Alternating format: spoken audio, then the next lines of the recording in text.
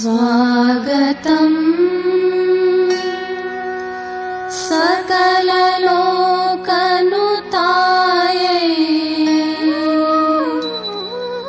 स्वागतं भुवनराजमहिष्यै आपदामपहरन्तु ततिम्नः सम्पदामपि दिशन्तु समृद्धिं दन्तकुन्दरुचिदत्तबलानि व्योमकेशसुदृशो हसितानि। शिवाय गुरवे नमः। श्रीमात्रे नमः। श्रीविष्णुरूपाय नमः शिवाय। श्री उमायै नमः। ज्ञानेन्द्रियाणि प्रथमा विभूतिर्मनसा सह कर्मेन्द्रियाणि త్వపర విభూతి సహసా సహ. ఇక్కడ మనస్సు అంటే అంతఃకరణం అని అర్థం చేసుకోవాలి. ఇక్కడ మనోబుద్ధి చిత్త అహంకారములు కలిపి ఇక్కడ మనస్సు అనే శబ్దం ద్వారా చెప్పబడుతున్నాయి. ఈ అంతఃకరణ శక్తితో కూడి జ్ఞానేంద్రియములు జ్ఞానశక్తి అనిపించుకుంటున్నాయి. అదేవిధంగా సహశక్తి, దీనికి ఓజస్సు అని కూడా పేరు. ఇక్కడ ఆ ఓజోశక్తితో కూడిన కర్మేంద్రియాలు క్రియాశక్తి అవుతున్నాయి. ఉదాహరణకి మన కన్ను, ముక్కు, చెవి, నాలుక ఇవి జ్ఞానేంద్రియాలు. ఈ విషయం దృశ్యంకి బాగుంది, ఈ విషయం రుచికి బాగుంది, ఇది వినడానికి బాగుంది, ఇది వాసనకి బాగుంది అని మనం తెలుసుకుంటున్నామంటే ఇవన్నీ జ్ఞానేంద్రియములు, తెలుసుకునే ఇంద్రియాలు. అయితే వాటికి అంతఃకరణ శక్తి కలిస్తేనే ఇవి పనిచేస్తున్నాయి. కనుకనే వీటన్నిటిని జ్ఞానశక్తి స్వరూపాలని చెప్పాలి. అంటే మనస్సుని జ్ఞానేంద్రియాలని అంతఃకరణంతో కలుపుకొని జ్ఞానశక్తి అంటారు. అదేవిధంగా కర్మేంద్రియాలు ఆ ఇంద్రియముల యొక్క సమర్థత ఏదైతే ఉన్నదో వాటిని క్రియాశక్తి అంటారు. కర్మేంద్రియాల్లో చేతులు, కాళ్ళు మొదలైనవి కర్మేంద్రియాలు. ఈ చేత్తో వస్తువును పట్టుకుని లేపం, ఆ లేపగలిగే శక్తి పేరు సహస్సు లేదా ఓజస్సు అని చెప్పుకోవాలి. ఇక్కడ అవి లేకపోతే శరీరం పనిచేయదు. కనుక ఆ ఓజశక్తితో కూడిన కర్మేంద్రియాలు ఏవైతే ఉన్నాయో ఇవన్నీ కూడా క్రియాశక్తి యొక్క రూపములు. అలాగే మనస్సుతో కలిసిన జ్ఞానేంద్రియాలు ఏవైతే ఉన్నాయో అవి జ్ఞానశక్తి రూపములు. ఈ విధంగా జ్ఞానశక్తి, క్రియాశక్తి మన శరీరంలో ఎలా ఉన్నాలో చూస్తున్నాం. ఆ లోపల ఉన్నటువంటి ఆ చిచ్చక్తి ఏదైతే ఉందో మూలాధారమునందు ఆ శక్తి యొక్క రెండు శాఖలే జ్ఞానక్రియాశక్తులు. దీన్ని బట్టి మన మూలాధారమునందు ఉన్నటువంటి ఏ జగన్మాత రూపమైన చిచ్చక్తి ఉన్నదో ఆ శక్తియే జ్ఞానక్రియారూపములుగా ఈ శరీరమునందు వ్యాపించి ఉన్నది అనే భావన తెలిస్తే ఆ జగదంబ స్వరూపం కానిదేమిటి అది తెలుసుకోవాల్సిన విషయం. అదే ప్రజ్ఞాన రూపమైనటువంటి చైతన్యము, అది బ్రహ్మమునకు భేదము కాదు అన్నప్పుడు సమస్తం బ్రహ్మమయమైన ఎరుక దీన్ని బట్టి కలుగుతున్నది. క్రియామూలముత జ్ఞానమూలం కిమితి చింతయన్ ఆత్మశక్తిమితో విద్వాన్ అమృతత్వాయ కల్పతే. 24వ శ్లోకము మొత్తంగా చెప్తున్న ముక్తాయింపు శ్లోకము. ఇది పూర్ణ శ్లోకము. ఇప్పుడు క్రియాశక్తి, జ్ఞానశక్తి అంటే అర్థమైంది. అందరికీ స్పష్టంగా తెలుస్తున్నవి ఈ రెండు కూడా, జ్ఞానశక్తి, క్రియాశక్తి. ఈ రెండిటికి మూలమేది అనేది ఏకాగ్రమైన ధ్యానంతో ఎవడు తెలుసుకునే ప్రయత్నం చేస్తాడో వాడు ఈ జ్ఞానక్రియలకు కూడా మూలమైన ఆత్మశక్తిని గ్రహిస్తాడు. ఎవడైతే ఆత్మశక్తిని తెలుసుకుంటున్నాడో వాడు మోక్షాన్ని పొందుతున్నాడు. ఒక్క తేటగా స్పష్టముగా ఒక్క శ్లోకంలో మొత్తం తెలియజేశారు. మొత్తం విశ్వమంతా వ్యాపించిన చైతన్యము జ్ఞానక్రియాశక్తులుగా ఉన్నది. ఆ జ్ఞానక్రియాశక్తులే మన శరీరంలో జ్ఞానేంద్రియములుగా, కర్మేంద్రియములుగా ఉన్నది. ఈ రెండిటి యందు వ్యాపించిన ఈ జ్ఞానక్రియాశక్తులకు మూలమేదో అని తెలుసుకునే ప్రయత్నం చేస్తే నీ లోపలున్న ఆత్మశక్తి అని తెలుసుకుంటావు. ఆత్మశక్తి స్వస్వరూపాన్ని గ్రహిస్తావు. అదే మోక్షాన్ని కలిగిస్తున్నది. ఇలాగా లోతైనటువంటి తాత్వికాంశాలతో చెప్పిన శ్లోకములు అమ్మవారికి అర్పణ చేస్తున్నాను అంటున్నారు చివరి శ్లోకంలో. లోతైన శ్లోకములనే మాటతోనే గభీరా సుతరామేతా కాళికాతత్వ కారికా ధియో భాసో గణపతే భవంతు విదుషాం ముదే. ఇవి లోతైన భావాలతో కూడిన కాళికా తత్వ కారికలు అన్నారు. కారిక అనేది శాస్త్ర విషయంలో వాడే శబ్దం.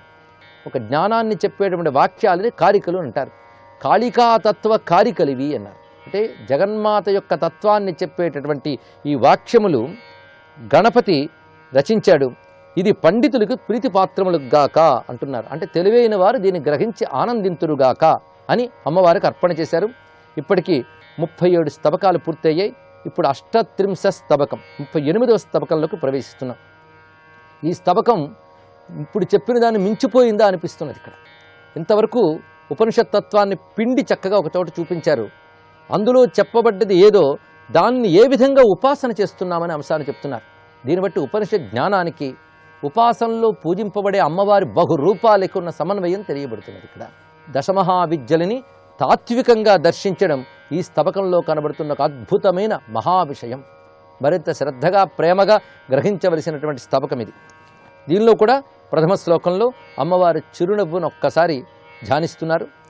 దూరీకురుతా దుఃఖం నిఖిలం దుర్గాయాస్తద్దరహసితం నః రచితస్యాంభో మృద్భ్యాం యదభుల్లేపనమమలం బ్రహ్మాండస్య.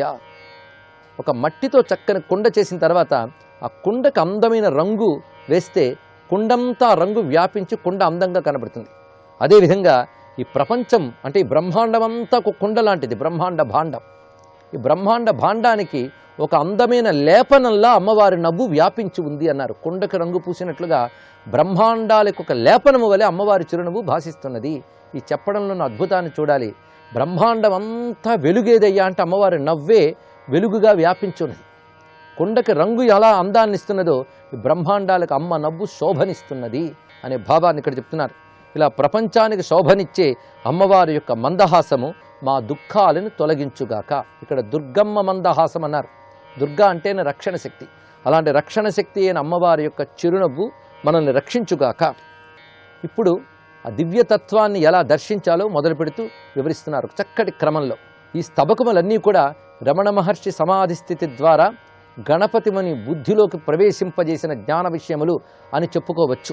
జంతౌ జంతౌ భువి ఖేలంతి భూతే భూతే నభసి లసంతి దేవే దేవే దివి దీప్యంతి పృథగివ పూర్ణా సంవిజ్జయతి.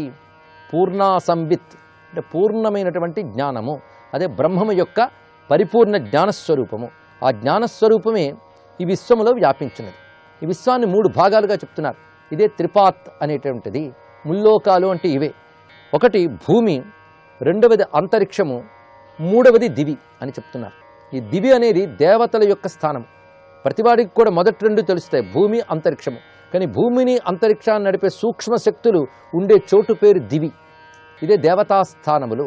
కనుక అంతరిక్షము భువి ఈ రెండింటిని నడపగలిగే సూక్ష్మ శక్తుల స్వరూపములే దివి దేవతలు అని. ఇప్పుడు 3 భాగములుగా మొత్తం ఉపనిషత్ భాష అంతా ఇలాగ ఉంటుంది. వేదముల యందు 3 భాగాలు చెప్పారు. ముల్లోకాలంటే ఇదే అర్థము. దివి, అంతరిక్షము, భూమి. వీటిని మనం భూర్భువస్సువః అనేటువంటి వ్యవహారంలో కూడా చెప్తూ ఉంటాం.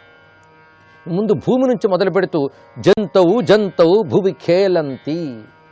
భూమిలో ప్రతి జంతువులో ఆడుతున్నటువంటి తల్లి ఈ తల్లే అన్నారు. ఆడుకోవడం అంటే సంచరించడం. ప్రతి వాడి శరీరంలోనూ ఆ తల్లి చైతన్య రూపిణిగా సంచరిస్తోంది కనుక భూమిలో ప్రతి జంతువులో ఆడుతున్న తల్లి భూతే భూతే నభసి లసంతి. నభసి అంటే అంతరిక్షంలో ప్రతి భూతమునందు ప్రకాశిస్తోంది. అంతరిక్షం ప్రకాశస్థానం. సూర్యుడు, చంద్రుడు, గ్రహాలు, నక్షత్రాలు ఇవన్నీ కూడాను. అలాగే పంచభూతముల స్థానము కూడా ప్రధానంగా నభస్సు అంతరిక్షమే. కనుక అంతరిక్షమునందు భూతములలో ప్రకాశిస్తున్నది. దేవే దేవే దివి దీప్యంతి. ఇక దివియందు ప్రతి దేవతలు కూడా దీపించుతున్నటువంటిది ఏదున్నదో అదే పరబ్రహ్మము యొక్క పూర్ణ సంవిత్. అంటే బ్రహ్మజ్ఞానము భూమి యందు సర్వజీవులలో ఆడుతూ ఉన్నది, అంతరిక్షంలో ప్రతి భూతంలో భాసిస్తూ ఉన్నది, అదేవిధంగా దివియందు ప్రతి దేవతలో ప్రకాశిస్తున్నది. ఇలాగ భూమి, అంతరిక్షము, దివి అని వేరువేరుగా చెప్పబడినప్పటికీ ఇక్కడ ఆడుకుంటున్నది, అక్కడ భాసిస్తున్నది, ఆ పైన ప్రకాశిస్తున్నది ఒకే పూర్ణ సంవిత్ బ్రహ్మము యొక్క జ్ఞానశక్తియే అని చెప్తూ, అది ప్రతివారులోనూ ఉన్నది గనక ప్రతివారు తమలో ఉన్న ఆ ఈశ్వర స్వరూపమైన జ్ఞానాన్ని గ్రహించే ప్రయత్నం చేయాలి. అది సాధన. అది ఎలా తిరుగుతుంటుంది ప్రతివారులో చూపిస్తున్నారు. ప్రతివారులు అని చెప్పినప్పటికి కూడా 2 భాగాలు చేయాలి ప్రతివారిని కలిపి. ముందు భూమికి సంబంధించిన వాళ్ళల్లో ఒకరు కేవలం లోక విషయాల వైపు తిరిగేటువంటి వాళ్ళు, ఇంకొకరు కేవలం బ్రహ్మము వైపు మనస్సు తిప్పేవాళ్ళు. ఆ రెండవ వారిని యోగులు అంటారు, మొదటి వాళ్ళని భోగులు అంటారు. ఇది తెలుసుకోవాలి. ఈ మధ్యలో అటు ఇటు వేలాడే వాళ్ళని ఏమంటారు? ఈశ్వరుడి కనుక. కనుక ప్రధానంగా ప్రతివాడికి కూడాను లోకం వైపు తిరుగుతుంటుంది చైతన్యం. కానీ అసలు ఆ చైతన్యం పరాశక్తి యొక్క రూపం. అది గ్రహించలేకపోతున్నారు. ఆ చైతన్యంతో లోకాన్ని పట్టుకు తిరుగుతున్నారు. అది ఎలా జరుగుతుందో ఒక సైంటిఫిక్ మేనర్లో, అంటే ఒక శాస్త్రీయమైన పద్ధతిలో చూపిస్తున్నారు ఇక్కడ గణపతిముని. దహర సరోజా ద్విదళ సరోజం ద్విదళ సరోజా దశశతపత్రం దశశతపత్రా దేహం దేహాత్ సకలం విషయం సంవిద్వ్రజతి. ఇప్పుడు సంవిత్ శక్తి అనే విషయం గురించి ఇప్పటివరకు పూర్ణ స్తబకంలో మనం చెప్పుకున్నాం. అంటే మొదటి స్తబకంలోనూ ఇప్పుడు చెప్పిన శ్లోకాల్లో కూడా సంవిత్ అనే మాట వచ్చింది. సంవిత్ అంటే చిత్, జ్ఞానము అని అర్థం. పరబ్రహ్మ యొక్క జ్ఞానస్వరూపమైన చైతన్యమే సంవిత్. ఈ సంవిత్ శక్తి మొత్తం 3 స్థానముల యందు ఉందని పై శ్లోకంలో చెప్పారు. ఇప్పుడు ప్రతి వారి లోపల ఈ సంవిత్ శక్తి ఎలా ఉంటుందంటే దహర సరోజాత్. ముందు హృదయం ఈశ్వర స్థానం, పరమాత్మ యొక్క స్థానం. ఈశ్వర హృద్దేశే తిష్టతి అన్నారు. హృదయం పరమాత్మ స్థానం అయితే పరమాత్మ యొక్క ప్రజ్ఞాన రూపమైన దాని యొక్క స్థానం కూడా హృదయం అవుతుంది. హృదయం నుంచి క్రమంగా దేహమంతా ఎలా వ్యాపించి ప్రపంచం వైపు వెళుతోందో మన ప్రజ్ఞ ఈ శ్లోకంలో చెప్తున్నారు. ఇది రేపు గ్రహిద్దాం. సర్వం శ్రీమాతృ చరణారవిందార్పణమస్తు.